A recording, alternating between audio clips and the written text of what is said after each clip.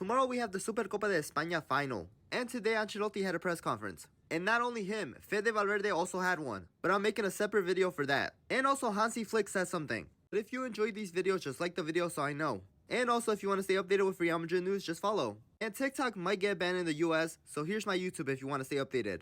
And also I do have a link tree with all my links in my bio. But anyways, Ancelotti said everyone is fit to play tomorrow, including Bellingham. Jude Bellingham is fine, he has recovered well. He is very important because he's on a good run. He is a player who has made the difference at the moment.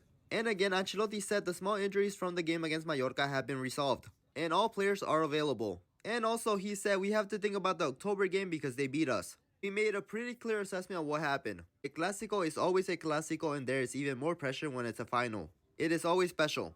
In the Clásicos, quality prevails over team balance. And that is one of the reasons why the last Clásicos have been a bit crazier. The defense is an important aspect in tomorrow's match. If you defend well, there's a better chance of winning. And he said that Barca is a historical rival. And the games we played against them are very difficult and competitive. That's obvious. For us and for them. The results of the game cannot be predicted and we try to do our best. If we lose tomorrow, the season continues. It's a final and we're very close to another title. And we're thinking positively. But I'm aware that in football, anything can happen. Especially if the rival is as strong as Barca. We don't think about the 7 titles. We take into account that there is something special like the World Cup that is played in July, when everyone is on vacation, but we don't think about that because it is very far away. This title has value because statistically the season in which we have won the Supercopa has always gone very well, because we have gone on to win La Liga and the Champions League. It is a victory that gives you a lot of motivation.